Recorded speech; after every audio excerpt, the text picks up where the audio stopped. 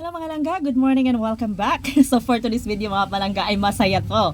Alam niyo ba kung bakit? Dahil hindi lang kami ang pupunta sa San Felipe Beach, kundi kasama po namin ang Calderon Farm at yung iba po nating mga kasamang iskan. At hindi lang yan dahil marami po tayong lulutuin ngayon, kasama na ang papaitan, inihaw, at yung tatlong manok na dala nila. Kaya naman ang saya nito mga palangga. Dahil mas marami, mas masaya, mas enjoy. Kaya let's go! Hello mga may, so mula po dito sa Olonga po mga palangga, babiyahe po tayo papuntang San Felipe Beach, no? So ngayon ay hindi lang ang buong pamilya, kundi naman ay meron po tayong mga kasama mga palangga. Nandito po yung Calderon Farm, and then kasama rin po natin mga ibang scan po natin, no? So ang saya-saya po ng outing nito mga palangga. For the first time na marami po kaming pupunta sa San Felipe Beach, no? So mas masaya ito, mas exciting, no? Sa umpisa po ay akala namin hindi magkasya, pero kasya pa rin naman po pala. Ayun mga palangga, no, time check is 1:45 in the afternoon. So mula po dito sa San Felipe guys, ay 2 oras mahigit po yung biyahe natin, no. So, pero wag po kayong maiinip dahil siya nga pala palangga dito po sa tinadaanan po natin, dito po yun nasa Kalaklan, which is nasa tabi po ng kalsada yung kanilang sementeryo. So medyo nakakatakot dito guys pag gabi. Charot. Nanakot pala. So dito guys, no, medyo pag gabi lang ay medyo matraffic. Hindi medyo, talagang matraffic dito. Lalo na papuntang Barreto, sobrang traffic. Kaya ihanda nyo na ang inyong sarili. Ganon. So siya nga pala mga palangga, mag-stop over po tayo sa public market ng San Marcelino, kung saan po ay dito po natin bibili ng iba pong mga sangka para po sa ating lulutuin doon sa San Felipe Beach, no? Kaya naman, at yung iba naman mga palangga dahil nauuhaw na, yung iba ay nagugutom na, kaya bumibili na rin sila ng kanilang mga pagkain. At dahil lang nahihilo na rin po ako mga palangga, kaya naman ipinagkalog ko muna yung aking trono. At sila muna po yung magbibideo sa loob ng palengke. Ang sabi ko, i-video nyo po yung yung bibilhin nyo po, yung bangus, ganun. Ang nangyayari, ang binidyohan ay tiles. At buti na lang nahagip yung buntot ng bangus. Nakakatuwa. Pero by the way guys, mahirap kasi gagamitin yung digicam. At lalo na kung hindi mo alam ito, no? So, kung saan-saan po nakatingin yung kanyang mga mata, parang mata ni ano. Akala mo sa'yo nakatingin pero hindi pala. Sa iba pala. By the way, mga palangga, narito na po sila. Tapos na pong namili ng kanilang mga binibili. Kaya naman, let's go to San Felipe!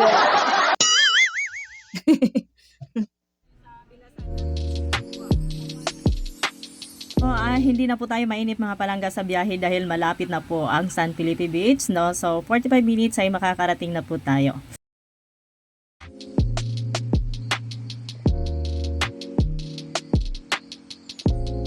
Hello mga mi. Ayan, natutulog na yung aking mga kasama mga palangga. Hi! Hello! Hello, Terry! Kala nila din naka-video, no? Pero kanina pa naka-video mga palangga. Kitang-kita yung hiccup ni Jonalyn, no? Let's go. Galaw-galaw. Kilo pa yan. Di makakagalaw. Ayan, kami pa ibababa mga palangga. Narito na nga po kami sa San Felipe Beach mga palangga. No? After 2 hours and 30 minutes. Bilis ng takbo Ayan, dahil nga mga palangga, no, ay medyo may sounds dito. Baka magkaroon tayo ng copyright sounds. Kaya tayo na lang naman. Hi, Tere! May camera. May camera talaga kanya. Kanina pa ba yan? Kanina pa. Mga langga, so siya pala nga si Roslyn, yung may-ari ng sasakyan na sinasakyan po natin ngayon, at si Jovelyn. Akala ko hangin lang. Sabi ko na, hindi nila alam na nag-video pala ako. Ano joy? Surprise! Ayan, dahil nga, may lulutuin tayo ngayon, kaya mula Olonga po, sinakay talaga ni Jose yung kanyang gasol. No? At bit-bit na rin ni Roslyn yung kanyang bigas. Kaya hindi talaga tayo magugutuman. Magugutuman? Ano ba yan? Ba't ganon? Bulunis. So, at dahil nga dito guys, hindi ko sana 'to i-off yung audio dahil first time nung makita ni Roslyn saka si nanay ko kasi yung asawa ni Roslyn ay parang tinuturing niya yung anak kasi kamukha nga ng asawa ko, ng anak ni nanay ko, gano'n po. Kaya at dahil nga merong sounds kaya umiwas tayo sa copyright guys kaya in-off ko na po yung audio at nagpasya po akong voice over na lang po, gano'n. Ayan mga palangga, siya pala yung aking biyenan 'no, which is sila po yung nagke-caretaker dito sa beach resort ni Doc Yoli. At dahil nga, nagugutom na kami mga palangga kaya naman inuna po namin yung pagluluto 'no. Andito na nga po si Jose, ayan. Nagluluto po siya ng lamang-loob 'no, habang ang mga kasamahan po namin ay nagkukuwentuhan po muna 'no, habang nagpapahinga mula sa biyahe. So ito po yun guys, yung iba't ibang laman-loob ng baboy para po sa ating papaitan. At ito naman pong mga manok na 'to guys 'no, sabi ko sa kanila tumakas na sila 'no, habang maaga pa. Alam niyo guys, hindi talaga ako kumakain ng papaitan kasi 'di ba nga laman loob siya, baka mamaya ay ayan. Pero gusto ko kasi guys na makikita ko kung gaano ba, kung malinis ba yung ano, kasi nga ito pansin niyo, nakikita niyo may langaw 'di ba? So langawin po talaga ito guys, kaya naman dapat ay bantayan po natin talaga. Baka mamaya may masasali 'di ba? So ayan, 'yun sabi ko na nga guys, ayokong kumain ng papaitan kasi sabi nila, tae daw po ng kambing yung halo niyang pampait. Totoo ba yun? Dahil po mga palangga din nakikita kong nagluluto si Jose, ang ginagamit po niyang pangpapaitan is kalamansi. Yung pinakaano, ayan, yan, balat ng kalamansi. Aside sa pampawala siya ng lansa, ito po yung nagpapapait po ng ating papaitan. So, di ba, so very organic, guys. Kaya naman napakain talaga ako ng papaitan ni Jose Charon. At dito mga palangga, sinimulan na po yung pag-asikaso ng mga rekado katulad ng luya, sibuyas, bawang, at siling green. At habang ako ay nag-ikot-ikot at tinitingnan ko po yung kung ano po yung mga ginagawa ng ating mga kasamahan. Charot, hi Tere! So, andito na si Ken at saka si Shira. And hi! Say hello to Vlog Vlog! Saya-saya guys, alam nyo ba kung ano yung masaya rito guys, yung kwentuhan, tawanan, kantahan, at naliligo sa dagat pagkatapos kumakain. Ouch! Yun talaga. So, ayan mga palangga, habang nag-aasikaso pa po sila sa kanilang mga rekado, ayan, maglilibot-libot naman po tayo mga palangga. Check po natin yung mga tao dito. Taga-bantay. Tanod po tayo ngayon. Tanod na.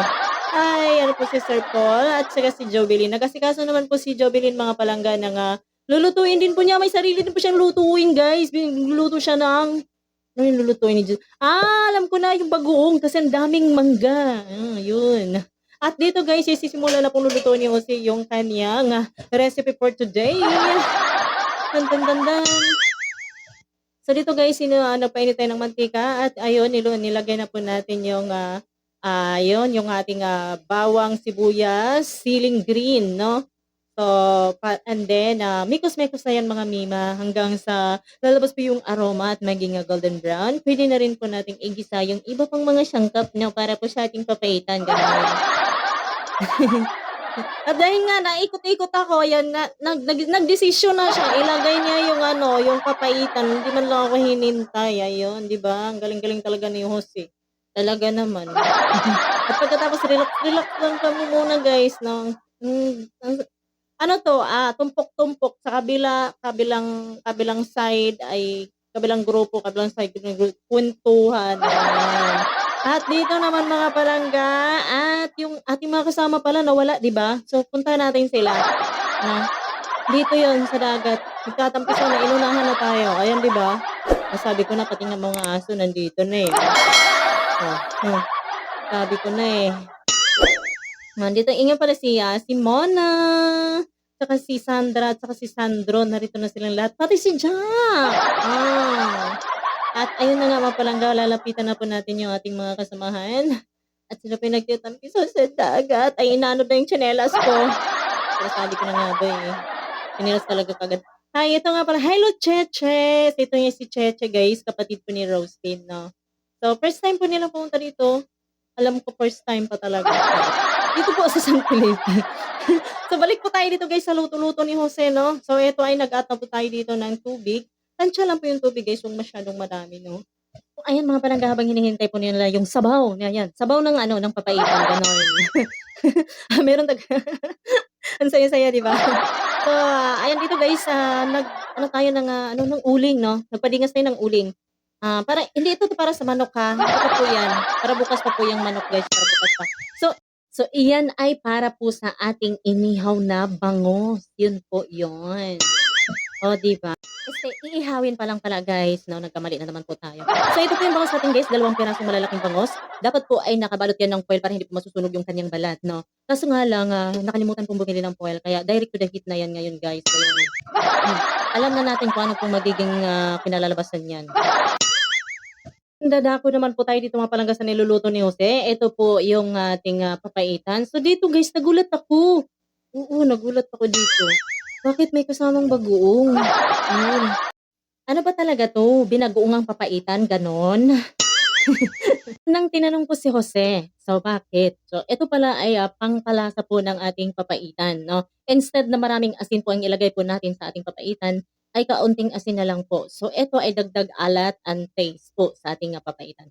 So ayan, dadako naman po tayo mga palangga sa nag-iihaw po ng bangus. So ito po yung nangyari sa bangus mga palangga 'pag wala pong foil.